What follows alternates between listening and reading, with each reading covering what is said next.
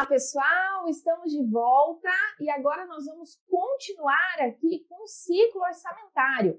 Trabalhamos no bloco anterior com a parte da elaboração, do planejamento do ciclo, né? Aquela primeira etapa que nós temos ali para dar o start no ciclo orçamentário. E agora nós entraremos aqui na nossa segunda etapa. Então, aqui temos a primeira, a segunda, a terceira e a quarta etapas do nosso ciclo orçamentário, tá? Falou para você em discussão, estudo e aprovação, isso aqui é função de quem, gente? Poder legislativo, só ele tem essa competência, né? O executivo não vai fazer isso aqui, porque o executivo já fez a elaboração da nossa proposta orçamentária, conforme a gente viu no nosso bloco anterior.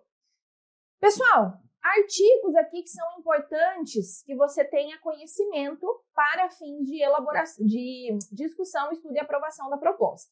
Então, os projetos de lei de PPA, LDO, Orçamento Anual, que é a LOA, e créditos adicionais, serão apreciados pelas duas casas do Congresso Nacional na forma do regimento comum. Então, a gente tem a apreciação necessariamente dos projetos pela Câmara, pelo Senado, tá? Para fins ali de aprovação desses projetos. Então, você nunca vai ter uma elaboração exclusiva do Executivo, né? Assim, que eu digo, elaboração total, né? O Executivo, ele elabora os projetos, consolida e encaminha isso para o Legislativo. O Legislativo tem que dar o aval, tem que autorizar aquelas despesas, analisar aquelas receitas todas. E aí que você tem o princípio da legalidade, tá? Conforme a gente viu no bloquinho de princípios. Por quê? Porque todo o nosso processo orçamentário é permeado pela necessidade de autorização legislativa. E nós temos isso aqui no artigo 66, tá? Artigo 48 da Constituição também, tá? Tudo isso aqui é Constituição Federal. Diz que cabe ao Congresso Nacional, com a sanção do Presidente da República, dispor sobre todas as matérias de competência da União, especialmente sobre PPA, LDO, LOA, operações de crédito, dívida pública e emissões de curso forçado, planos e programas nacionais, regionais e setoriais de desenvolvimento, que são aqueles planos de longo prazo que nós vimos também lá no bloquinho de PPA, tá? Então aqui, tranquilo, o princípio da legalidade muito evidente, no artigo 66, por conta da necessidade de apreciação do Legislativo com relação aos nossos planos PPA, LDO, LOA e créditos adicionais. Nós temos, pessoal, uma comissão mista de orçamento, né, a CMO. Comissão mista de orçamento é uma comissão permanente que nós temos dentro do Congresso Nacional, e essa comissão permanente, ela tem funções específicas que a própria Constituição já atribuiu a ela. Então, quais são as funções desta Comissão Mista Permanente de Senadores e Deputados? Vai examinar e emitir parecer sobre os projetos referidos neste artigo, ou seja, PPA, LDO, LOA e créditos adicionais, e sobre as contas apresentadas anualmente pelo presidente, e vai examinar e emitir parecer sobre planos e programas nacionais, regionais e setoriais, aqueles de longo prazo, e exercer o acompanhamento e a fiscalização orçamentária sem prejuízo da atuação das demais comissões do Congresso Nacional e de suas casas criadas de acordo com o artigo 58. Então aqui, gente, né, você tem ali quais seriam ali sempre as funções principais da CMO? Examinar e emitir parecer. A CMO, ela não vai ser aquela que bate o martelo, que faz aprovação efetivamente, tá? A CMO é um órgão técnico especializado em orçamento, em fiscalização. Então, você tem ali, né, a necessidade da CMO examinar e emitir parecer sobre os projetos. As emendas parlamentares, inclusive, são apresentadas no âmbito da CMO, só que aquela apreciação final, aquela votação final de todos os projetos, de todas as emendas, acontece onde? No plenário das duas casas do Congresso Nacional. Não acontece dentro da CMO. Então, a CMO ela é o órgão responsável por fazer essa análise técnica, essa análise específica dos orçamentos, né? Se debruçar efetivamente sobre os orçamentos, sobre os créditos adicionais, sobre esses planos e programas nacionais, regionais, setoriais. E aí, depois dessa análise toda, nós temos um parecer final, um relatório final ali, que será votado lá no plenário das duas casas. Então, o Congresso recebe os projetos lá do presidente por meio de mensagem. A mensagem, vocês lembram que é o meio de comunicação que nós temos, né, entre o executivo e o legislativo. E aí, pessoal, assim que o Congresso recebe esses projetos, ele encaminha isso para a CMO, fala, olha, toma que o filho é teu, você tem que examinar e emitir parecer sobre isso para eu conseguir votar depois, tá? E aí isso volta para o plenário das duas casas, com lá um relatório final, depois formalizado, para ser votado, tá? Então aqui, tranquilo, o CMO sempre vai ter essas duas funções aqui, ó, examinar e emitir parecer sobre esses planos, programas, leis específicas, tá? Fiscalização específica. Então, sempre assim. Pessoal, pode o executivo querer alterar a sua proposta depois que ele encaminhou o projeto lá para o legislativo? Então, é como se fosse assim, o presidente ele pode emendar o seu próprio projeto? Então, ele já encaminhou os projetos de PPA, de LDO, de LOA, de crédito adicional, tá? Seja qualquer um deles. Já encaminhou para o Congresso já enviou para a CMO, e aí o presidente, vendo ali um burburinho, vendo um problema ali, falou, não, eu quero alterar tal parte do projeto. Consegue o próprio presidente fazer uma emenda no seu próprio projeto, depois que esse projeto já chegou na CMO? Consegue, com algumas condições. Parágrafo 5º diz que o presidente da República poderá enviar mensagem ao Congresso Nacional, para propor modificação nos projetos a que se refere este artigo. Gente, esses projetos aqui, PPA, LDO, LOA e créditos adicionais, tá? Enquanto não iniciada a votação na comissão mista, que é a CMO, da parte cuja alteração é proposta. Então, ele tem lá, né, ele quer mudar algo na parte relativa à educação.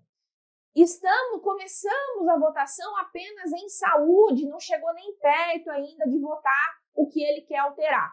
Ele consegue fazer essa alteração? Consegue propor essa modificação.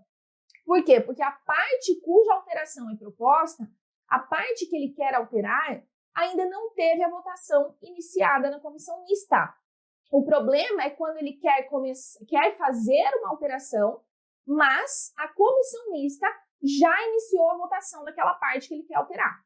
Aí não tem mais como, tá? Porque a votação já foi iniciada. Se ele quer alterar, toda a comissão vai ter que analisar toda aquela alteração novamente, e aí ficaria inviável você permitir que o presidente ficasse mandando propostas de modificação o tempo todo se a gente não tivesse um parâmetro, não tivesse um limite temporal ali, né?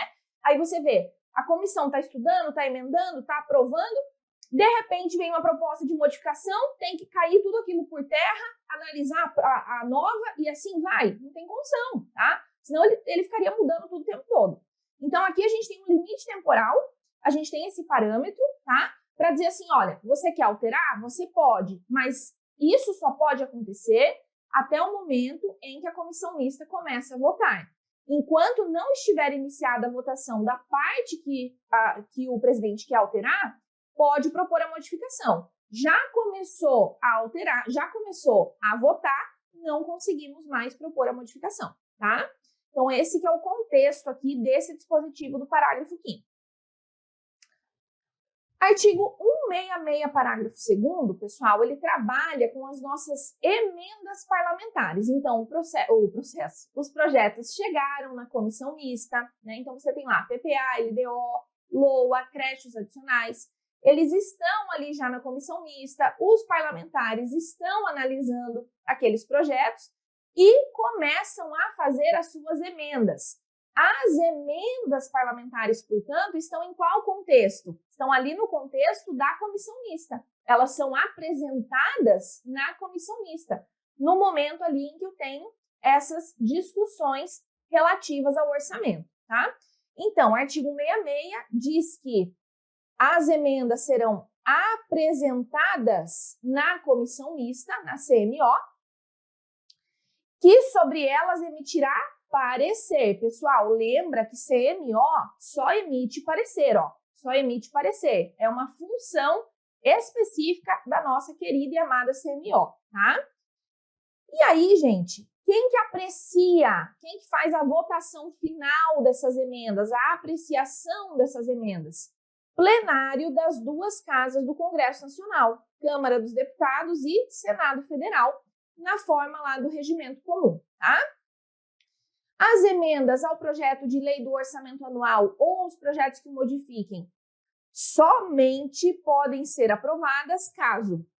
Então, aqui, nós temos aqui duas condições quando teremos aqui emendas relativas à criação, a aumento de despesa, tá? Então, aqui essas duas primeiras condições, elas se referem a essa situação. Estamos aumentando uma despesa, estamos criando uma despesa. A Constituição Federal, pessoal, ela resgatou a prerrogativa, né, a Constituição de 88, resgatou a prerrogativa dos parlamentares realmente emendarem o projeto. Na nossa Constituição anterior, os parlamentares eles só poderiam dizer sim ou não com relação às despesas, à programação que nós tínhamos ali na LOA enviadas pelo Executivo. Os parlamentares, antigamente, eles não poderiam alterar realmente o nosso projeto de LOA, tá? Constituição de 88 resgata essa prerrogativa e aí sim, agora, os parlamentares podem criar, podem aumentar despesas sem nenhum problema aqui, tá? Desde que cumpram os requisitos que nós temos aqui no artigo 66, parágrafo 3º. Então, as emendas à LOA, elas só podem ser aprovadas caso sejam compatíveis com o PPA e com a LDO. Já vi questão de prova dizendo que deveria ser compatível com o PPA ou com a LDO, tá? Com uma ou com outra. Erradíssimo, erradíssimo. Com os dois projetos ao mesmo tempo. Porque, pessoal, lembra, a gente estudou lá no bloquinho de planejamento, a gente tem um planejamento estratégico tático operacional. A LOA é o operacional, a LOA está aqui embaixo. Então, ela precisa observar necessariamente os dois instrumentos que estão acima dela, que são o PPA, que são a LDO. Se eu vou fazer qualquer modificação no meu instrumento de planejamento que está lá na base, ele precisa estar de acordo com o que está acima, que é PPA e LDO, tá? Então, aqui, com os dois tem que ter compatibilidade. Se tiver incompatibilidade, não vai ser aprovada essa emenda, tá? E 2, indiquem os recursos necessários, admitidos apenas os provenientes de anulação de despesa. Anulação de despesa. Excluídas as anulações que incidam sobre o PEST. Anota aí, sobre o PEST. Eu não posso anular pessoal e encargos, serviço da dívida e transferência tributária constitucional para fins de conseguir recursos para emendar o orçamento. O que significa isso aqui? Gente, significa que a Gabi foi eleita deputada e está trabalhando na comissão mista, tá? Né? E brigando e fazendo o rolê lá dentro, enfim, que eu sempre falo que se eu fosse deputada, eu seria um meme ambulante do tanto que eu ia brigar dentro daquele lugar, né? Você já pensou, gente? Você discutindo ali com pessoas que não estão entendendo nada do que você está falando, não sabem nada de orçamento, estão discutindo às vezes orçamento, né? Eu sempre falo, eu não tenho como, né, ser eleita para nada, porque eu ia brigar o dia inteiro, sem exceção, né? E eu ia ser um meme na internet o tempo todo. Ou até cancelada, né? Óbvio que hoje em dia a gente é cancelado, então com certeza absoluta, no meu segundo dia ali já do mandato, eu já ia ser cancelada. Mas, pessoal, o que a Gabi vai fazer ali na comissão mista? Gabi quer destinar recursos, né, deputada eleita, quer destinar recursos para cultura no estado dela, tá? Ela recebe o projeto de LOA, lá da União, e analisando esse projeto, eu quero aumentar recursos ali para a cultura. Como que eu faço isso? Né? Como que eu faço? Eu penso assim, bom, então eu vou propor aqui a criação de um tributo para financiar esse meu aumento de despesa, porque eu preciso tirar o recurso de algum lugar. Como que eu vou indicar qual é a fonte de recursos que vai bancar esse meu aumento de despesa se ali no projeto já está tudo certinho, receita com despesa?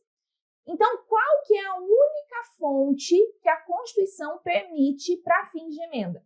Anulação de uma outra despesa que conste do projeto. Então, o parlamentar quer aumentar, quer criar uma despesa por meio de emenda, a Gabi quer fazer aquele aumento lá em cultura, pode fazer.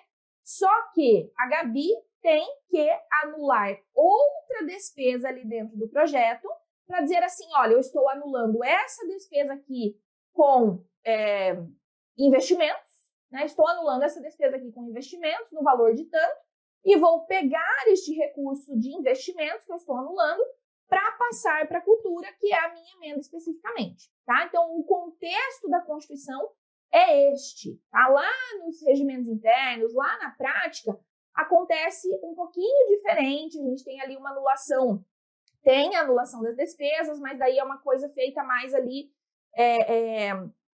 como é que eu posso explicar? Mais global, tá? Mas isso a gente não entra aqui, porque Constituição você só precisa saber o quê? Você precisa entender que o parlamentar, ele indica uma despesa para ser anulada, para aquele recurso que ia bancar essa despesa anulada, cobrir a nova despesa que ele quer fazer, ou a nova despesa que ele quer colocar, ou o aumento de despesa que ele quer fazer, tá? Então, sempre será a única fonte para nós fazermos emendas parlamentares a anulação de uma outra despesa que conste no projeto.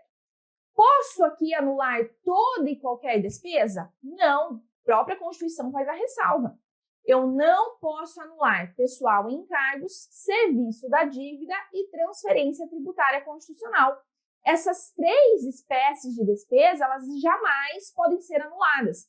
Então, vem a banca e diz para você que pode anular despesas com pessoal ativo, inativo, pensionista, encargos previdenciários. Nada disso pode, isso é tudo pessoal em encargos.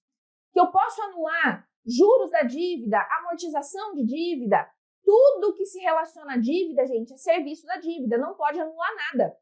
Transferências tributárias são aquelas transferências que o texto da Constituição determina que sejam feitas.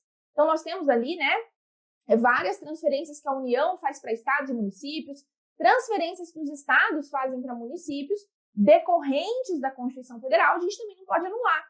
Posso anular uma transferência voluntária? Posso. Transferência voluntária, posso, tá?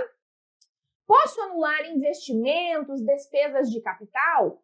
Posso, devo, né? Quando você tem um cenário na questão em que a banca permite que você anule um investimento, uma obra, um empreendimento realizado pelo poder público, vai nessa alternativa. Você vai anular a despesa de capital, o empreendimento e investimento, tá? Porque aí é o mais fácil que a gente tem de anular. O resto tem que ver se não encaixa em pessoal, encargos, serviço da dívida e transferência tributária constitucional. Beleza?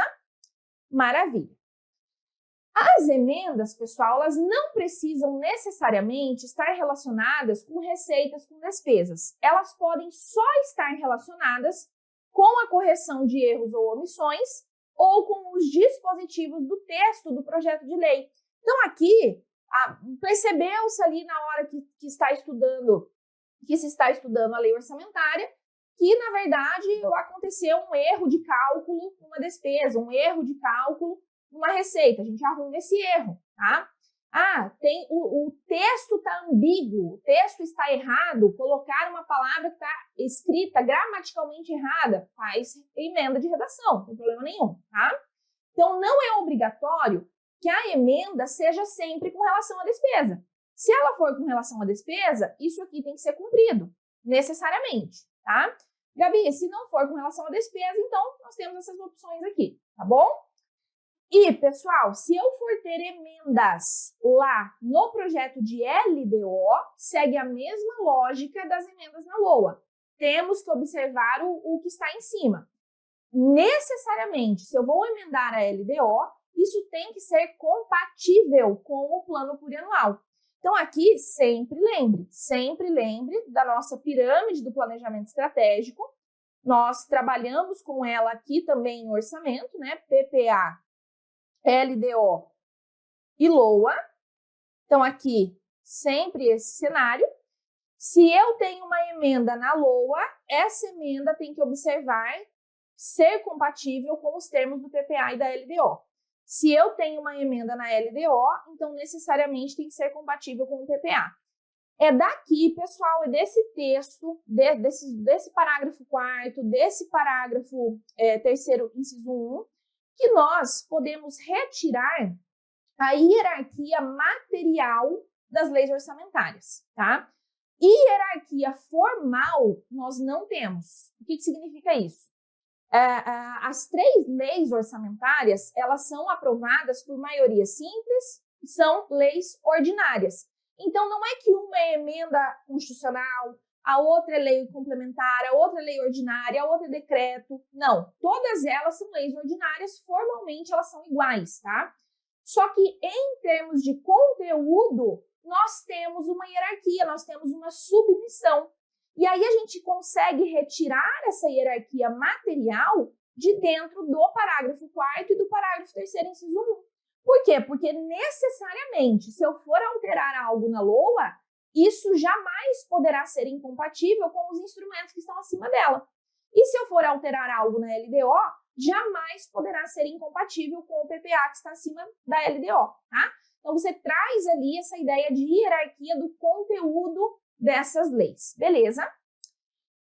Artigo 63, pessoal, diz que não será admitido aumento de despesa prevista nos projetos de iniciativa exclusiva do Presidente da República, ressalvado o disposto no artigo 66, parágrafos 3º e 4º. Então, parágrafo 3º trabalha com as emendas à lei do orçamento anual e o parágrafo 4º trabalha com as emendas à LDO. Isso significa que eu não posso ter aumento de despesa lá nos projetos do Poder Executivo com relação ao quê? Ao PPA.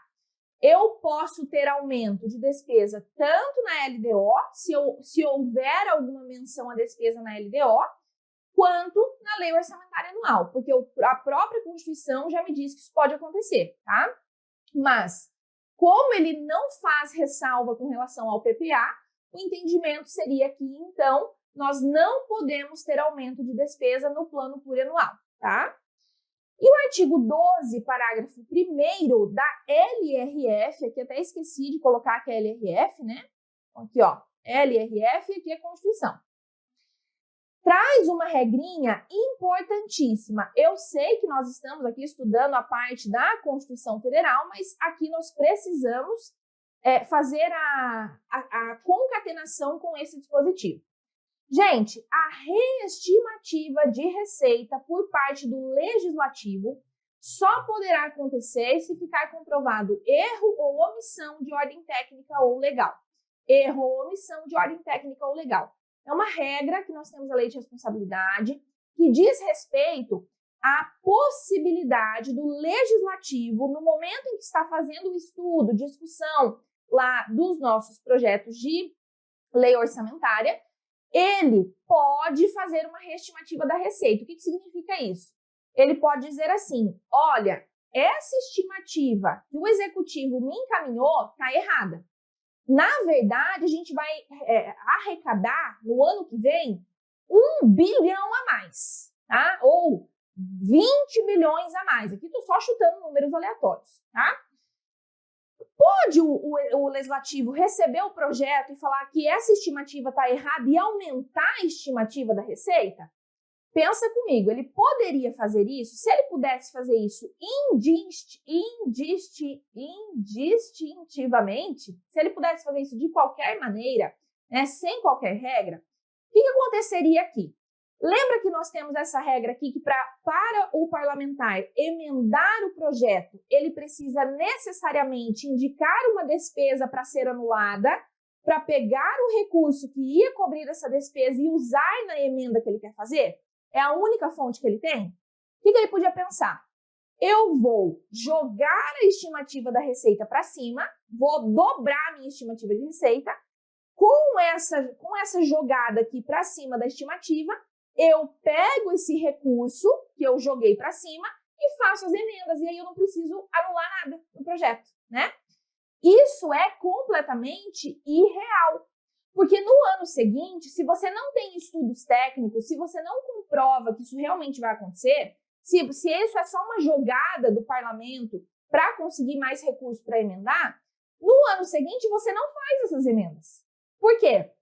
Porque você não tem o recurso, né? Porque foi ali uma divagação, foi ali algo que os parlamentares decidiram, né, do nada, que aquilo ia ser arrecadado a mais, sendo que não tem estudo técnico nenhum.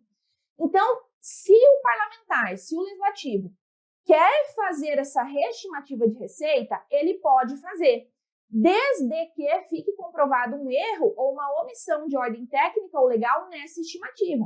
Então, o parlamentar demonstra, ele estudando o projeto, ele fala, olha, gente, tem um erro de cálculo aqui, com as nossas previsões anteriores, com as nossas normas técnicas, temos um erro de cálculo com relação a algum tributo. Então, veja, arrumando esse erro, a gente vai arrecadar X a mais, então a estimativa tem que ser atualizada, tá? Ah, tem uma omissão.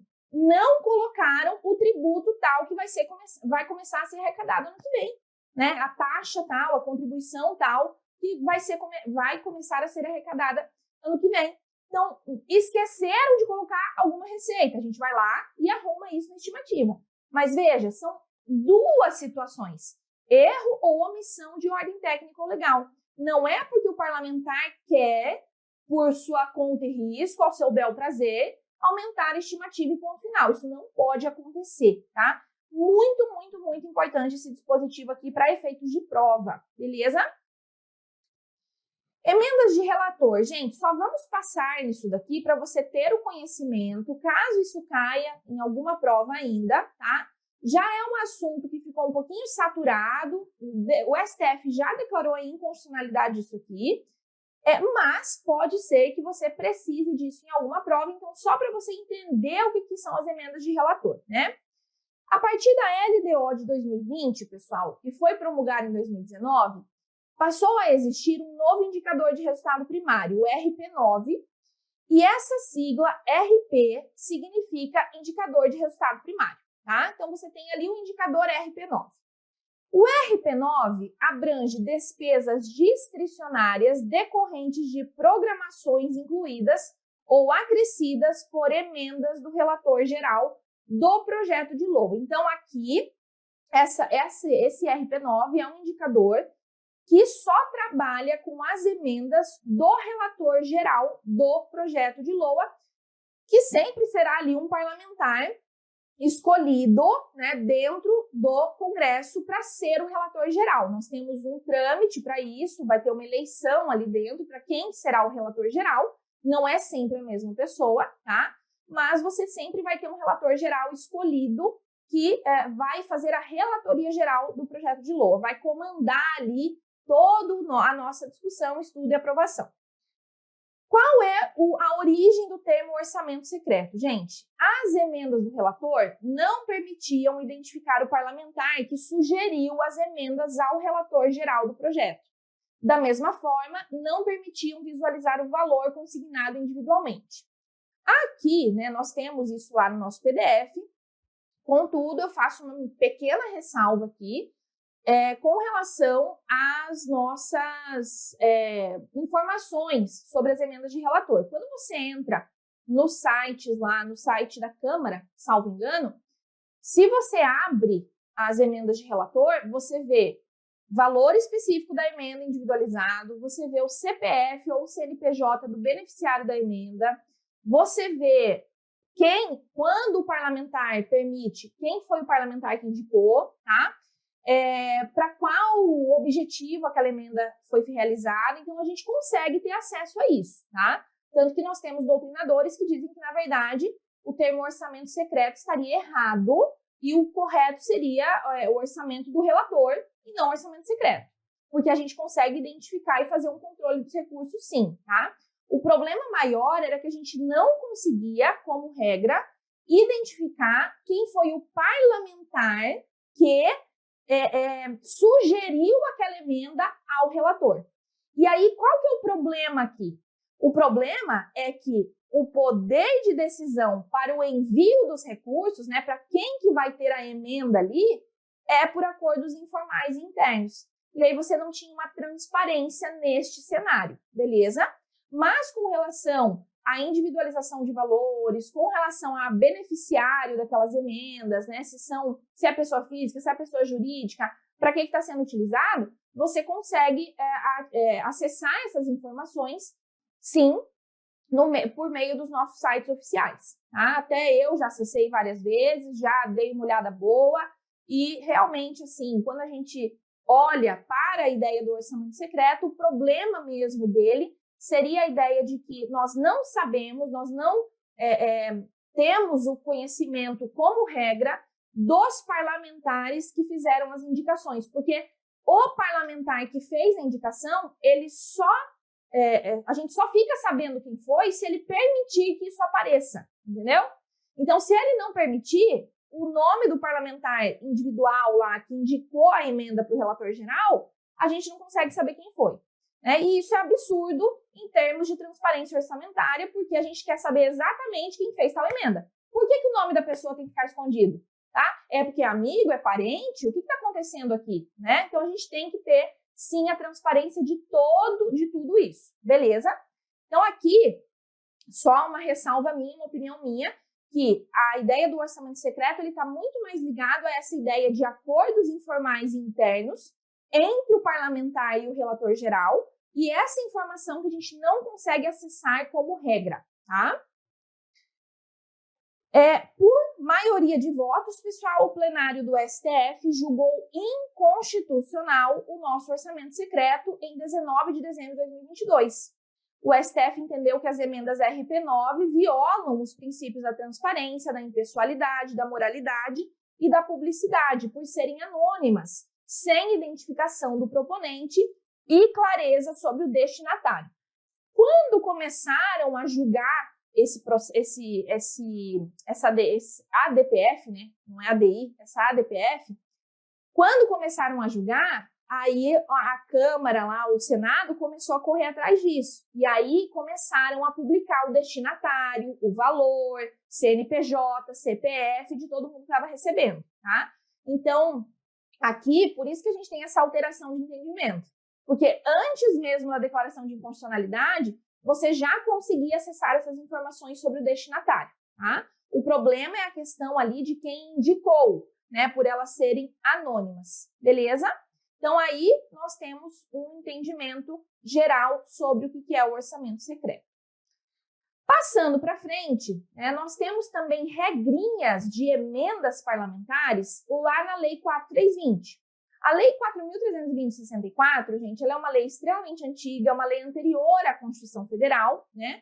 Até acho que nem comentei isso no nosso bloquinho de elaboração, mas a Lei 4.320, ela foi recepcionada pela Constituição com um status de lei complementar, tá? Por quê? Porque as matérias sobre as quais ela trata são destinadas à lei complementar, que é aquela lei complementar do artigo 65, parágrafo 9º da Constituição Federal, que ainda não foi publicada, tá? Então, quando nós tivermos a edição e publicação daquela lei complementar do artigo 65, parágrafo 9º, esta lei 4.320 de 64 será revogada, beleza? Então, vai ser integralmente revogada no momento em que a gente tiver aquela publicação daquela próxima lei. Então, havendo uma cobrança em prova, você diz que sim, a Lei 4.320 de 64 foi recepcionada pela Constituição com status de lei complementar, pois ela trata sobre matérias que são destinadas à lei complementar. Beleza?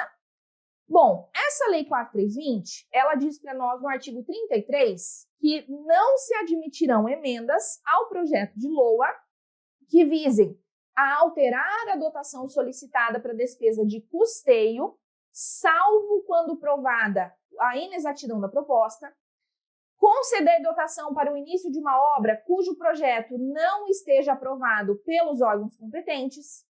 Letra C, conceder dotação para instalação ou funcionamento de serviço que não esteja anteriormente criado. E conceder dotação superior aos quantitativos previamente fixados em resolução do Legislativo para concessão de auxílios e subvenções. Pessoal, esse artigo ele é um pouquinho obsoleto, porque nós temos regras novas na Constituição, né? Lá em 88 a gente tem as regras específicas de emendas na Constituição, e nós temos regras de emendas nas resoluções ali do Congresso Nacional. Então, aqui, esse artigo ele é um pouco, assim, inútil.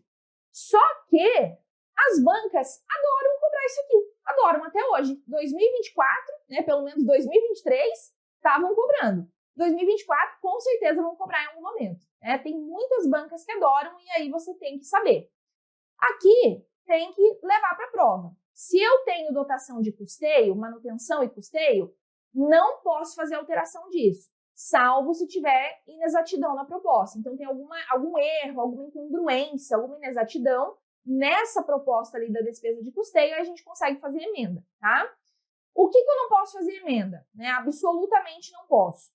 Se o projeto não foi criado ainda, então eu quero emendar algo, quero destinar valores por emenda para uma obra, mas o projeto não foi aprovado dessa obra. Qual é a razão disso? Pode ser que esse projeto nem sequer seja aprovado. E você está destinando valores para isso? Não faz sentido nenhum, tá? Então tem que esperar o projeto ser aprovado. Quero destinar recursos de emendas para um serviço, mas o serviço nem foi criado.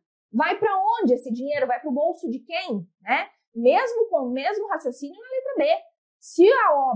Se o projeto da obra não foi aprovado, vai para o bolso de quem esse dinheiro? Porque se não tem obra, se não tem projeto, qual é o destino? Se não tem serviço criado, qual é o destino? Né? Então, aqui você evita essas corrupções aí. E não posso conceder dotação superior ao que já foi previamente fixado para concessão de auxílios e subvenções. Auxílios e subvenções, pessoal, são transferências que nós temos, sejam transferências de capital, sejam transferências correntes aqui. Se nós temos um quantitativo específico limitado para essas transferências, então não podemos, por meio de emenda, conceder dotação superior para essas transferências, se nós já temos isso fixado também, tá? Então, aqui são 4 hipóteses aí que nós não podemos ter as emendas parlamentares com essa exceção específica na letra A. Aprovação e sanção dos nossos projetos, pessoal, de PPA, LDO, LOA, créditos adicionais.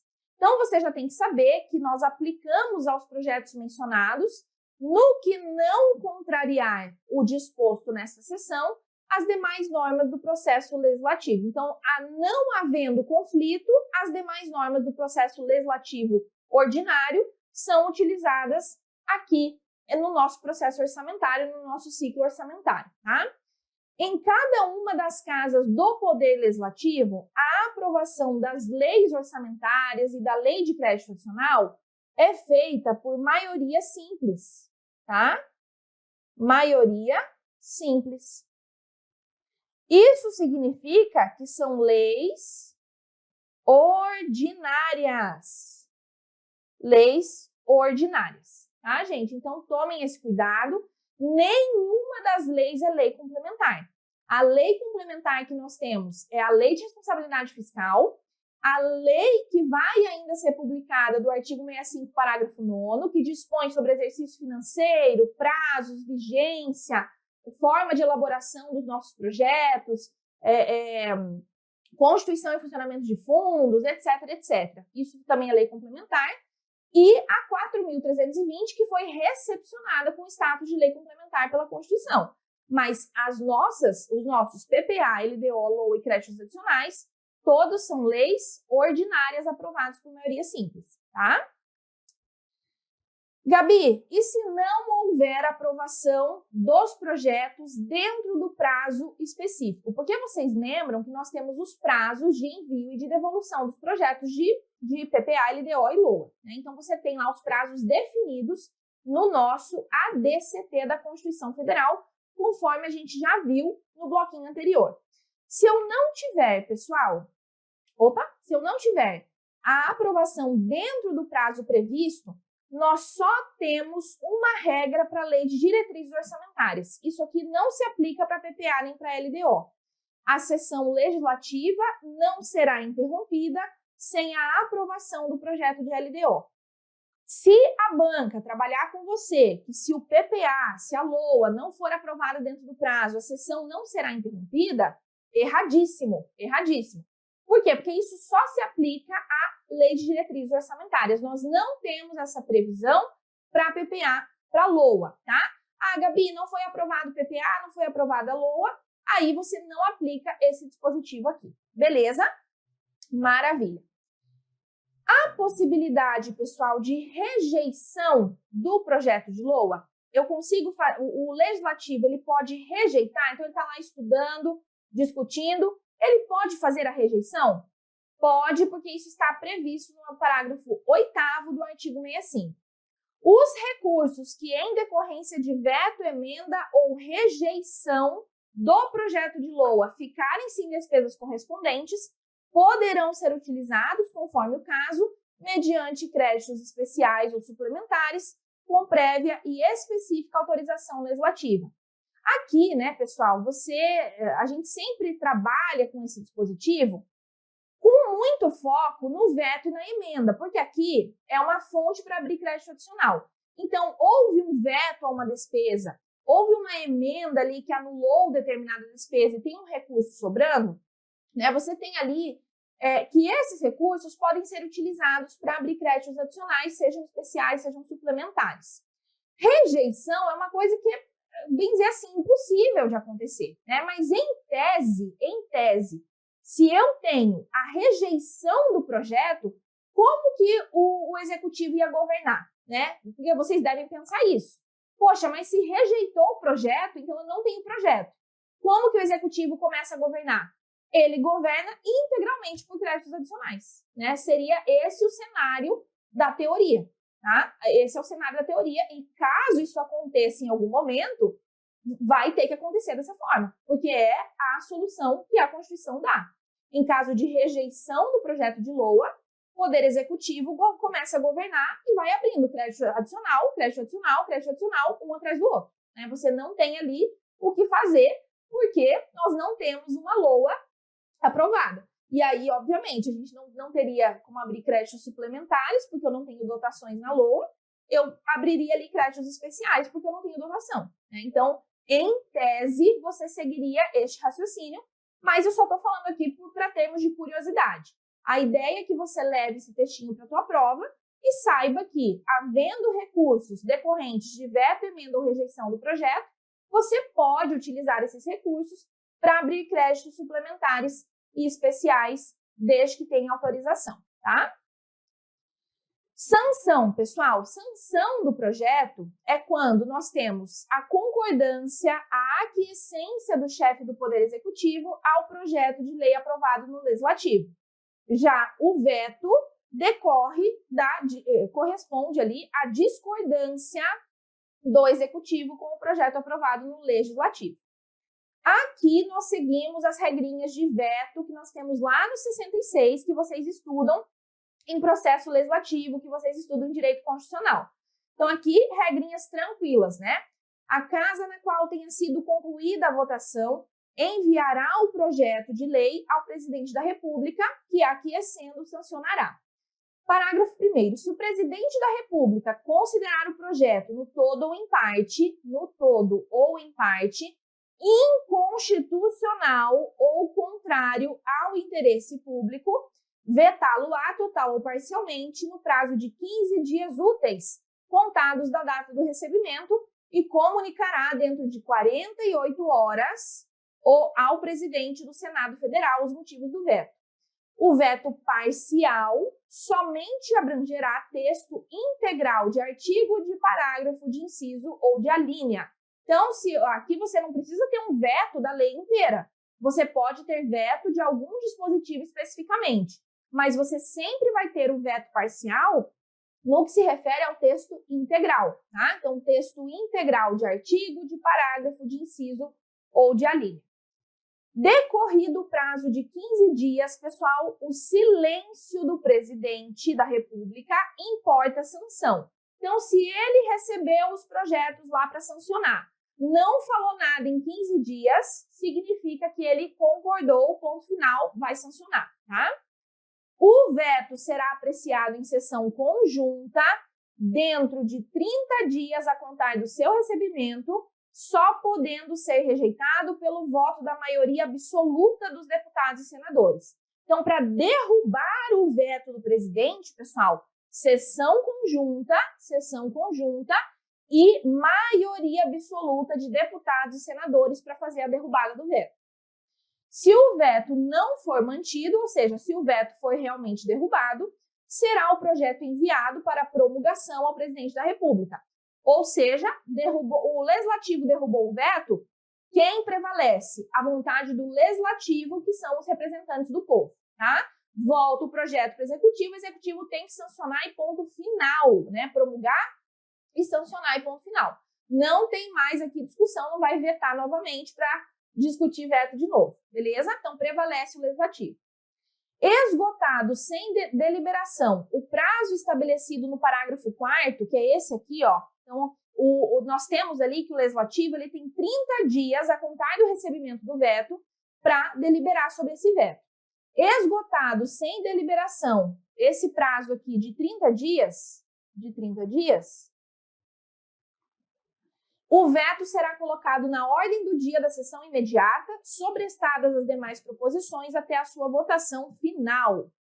E o parágrafo 7º diz que se a lei não for promulgada dentro de 48 horas pelo presidente da República, nos casos dos parágrafos 3º e 5º, ou seja, no caso dele ter ficado em silêncio, né, e isso importar a aquiescência ao projeto, então significa que ele concordou, mas ele não sancionou ainda, ou derrubada de veto, o que nós teremos aqui?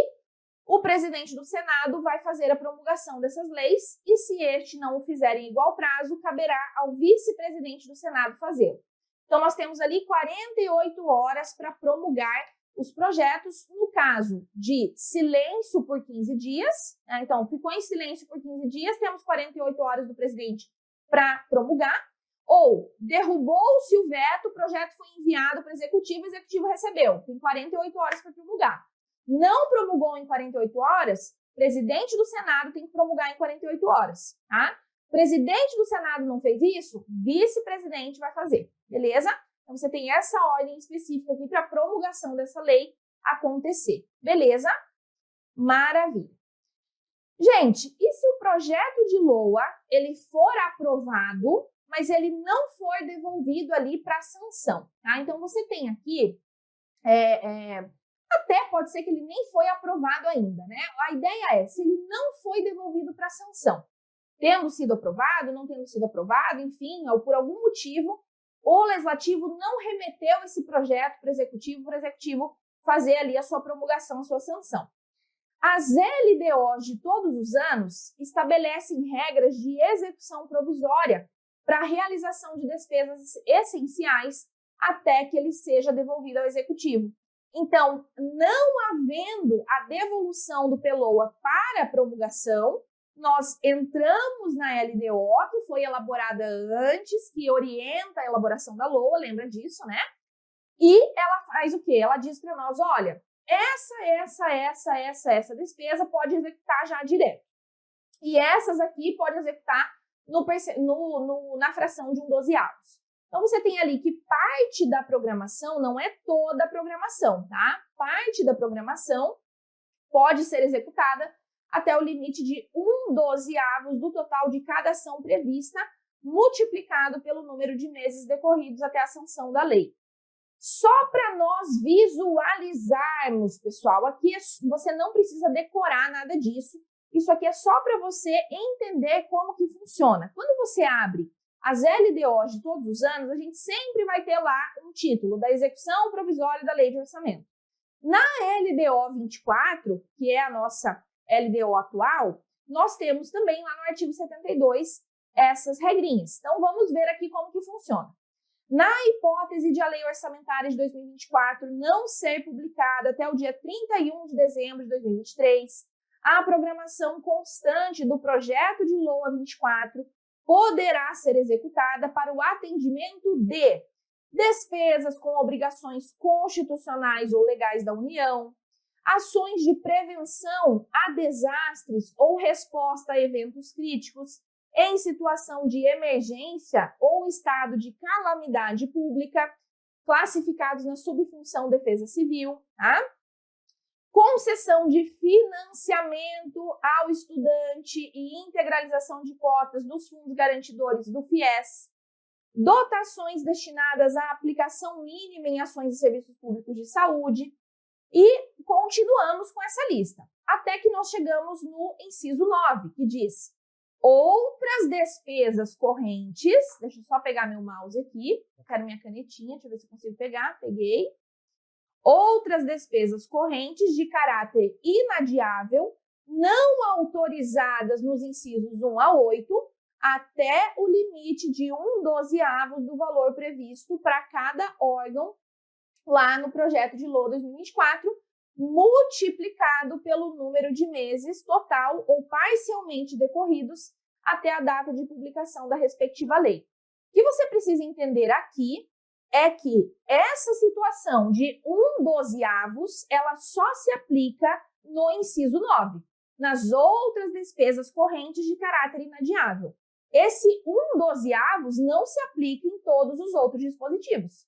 Nós não temos essa limitação ali. Então, nos outros, você vai fazendo a despesa normalmente, tá? Sem essa limitação do 1/12 multiplicado pelo limite de meses, ok? Isso aqui é importante, porque às vezes pode ser que alguma questão de prova venha um pouquinho mais pesada, trabalhando com as ideias ali da LDO, e aí você já sabe que nós temos essas previsões aqui, tá? Não coloquei todas, porque ia tomar muito slide aqui, só trouxe alguns exemplos ali para vocês, beleza? Então aqui 1, 2, 3, já pulei, 1, 2, 3 e 4, e aí já pulei para o 9, tá? Vamos praticar então esse bloquinho aqui. Deixa eu só tomar uma água para a gente começar com a nossa questão de número 1.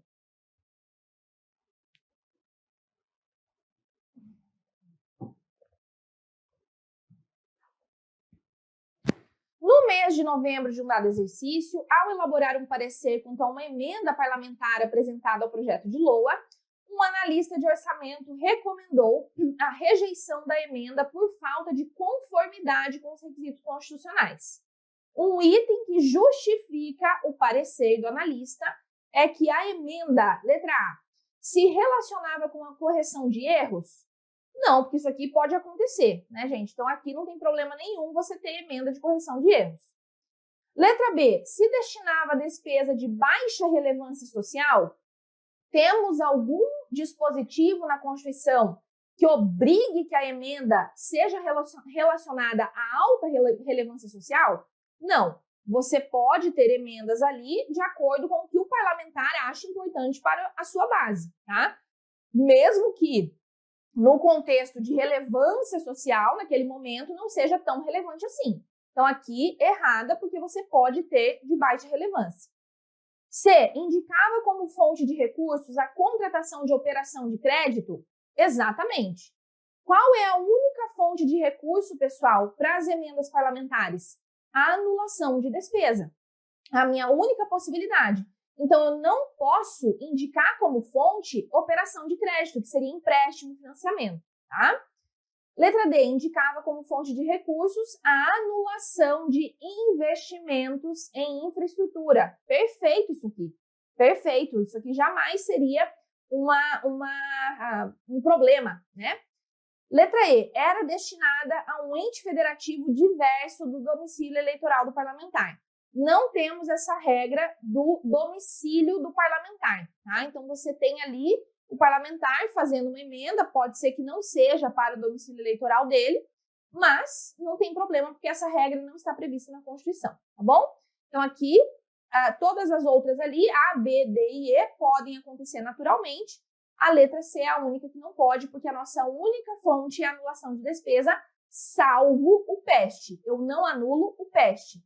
Pessoal e encargos, serviço da dívida e transferência tributária constitucional.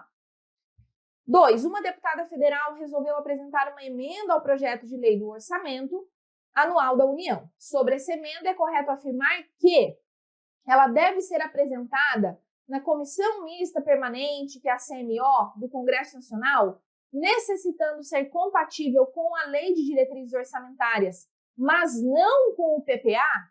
Errado! Com a LDO e com o PPA.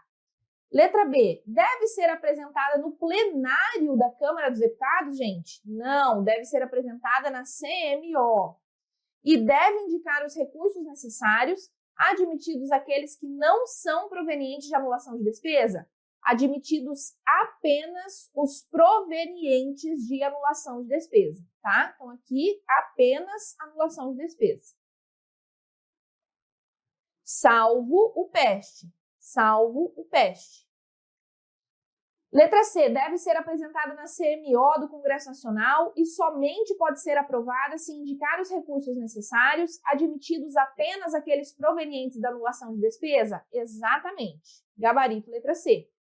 D, deve ser apresentada na CMO, necessitando ser compatível com o PPA, mas não com a LDO? Errado, com os dois.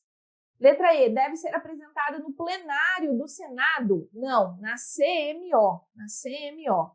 E somente pode ser aprovada se indicar os recursos necessários, admitidos aqueles que não são provenientes de anulação de despesa? Errado, né, gente? Gabarito, letra C. 3. Um deputado estadual apresentou, junto à Comissão de Orçamento da Assembleia Legislativa e dentro do prazo adequado, emenda ao projeto de lei orçamentária anual do Estado Alfa, que acarretava aumento de despesa. O deputado estava ciente de que tal emenda somente poderia ser aprovada caso indicasse os recursos necessários a custear esses novos gastos, os quais deveriam ser provenientes de anulação de outras dotações. A dotação que pode ser objeto de anulação para fins de custeio do aumento previsto nessa emenda é a anulação de despesa que recaia sobre dotação referente a. Aqui você precisa identificar qual é o recurso que poderá ser anulado para fins de emenda parlamentar. Então, letra A. Transferências de parcela do ICMS dos estados para os municípios? Do estado para os municípios?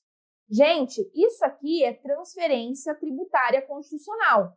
Lembra que eu não posso anular o PEST. Eu não posso anular o PEST. Então, se eu tenho transferência tributária, eu já não posso fazer anulação. Letra B. Pagamento do serviço da dívida pública estadual? Serviço da dívida, pessoal, é o S do PEST, não pode. Letra C. Pagamento dos servidores públicos estaduais inativos. Isso aqui, pessoal e encargos. Ativo, inativo e pensionista, não pode. Letra D, pagamento de pensionista de servidor público falecido. Pensionista entra como pessoal e encargo, são obrigações decorrentes do servidor. O servidor faleceu e deixou um pensionista. Então, aqui, pessoal e encargos não posso anular, tá? Só arrumar esse P aqui. E letra E, obras de infraestrutura. Sempre que você tiver na alternativa. Obra, empreendimento, construção de alguma coisa, infraestrutura, despesa de capital, você anula isso, tá? Sempre você anula ali, vai para despesa de capital, vai para investimento, vai para obra. Ai, Gabi, era anulação da construção de uma creche para crianças em situação de vulnerabilidade. Eu sei que dói no coração, já peguei uma questão assim, tive que marcar essa que ia anular a construção dessa creche para essas crianças. Não tinha como marcar as outras, porque as outras estavam na exceção, tá? Então, aqui, sempre que tiver a construção, mesmo que você vai marcar aquela alternativa com dor no coração, com uma tristeza, você marca a construção, beleza? A obra, o empreendimento, o que for, ok? ok? Maravilha. 4. É vedado ao presidente da República propor modificação integral da proposta de lei orçamentária se uma parte da referida proposta tiver sido aprovada na Comissão Mista de Orçamentos. Correto, pessoal. Ele não vai poder fazer essa modificação. Por quê? Porque se ele quer fazer a modificação integral da proposta, significa que ele quer substituir uma proposta por outra, né? Então, modificar integralmente ali, fazer a substituição de um PELOA por outro. Se a comissão mista já começou a votar, meu filho, não tem mais como, porque você quer alterar tudo. Então, não tem como, tá? Nesse cenário, já iniciou-se a votação da parte cuja alteração é proposta, porque nesse caso ele quer fazer uma alteração total, beleza? E aí não vai poder propor essa modificação mais. Correta a 4. E é isso, pessoal. Eu fico por aqui. Espero que vocês tenham aproveitado esse nosso bloquinho aqui de discussão, estudo, aprovação e sanção dos nossos projetos. E eu espero vocês para nós entrarmos na terceira etapa do ciclo, que diz respeito à execução orçamentária e financeira. Até!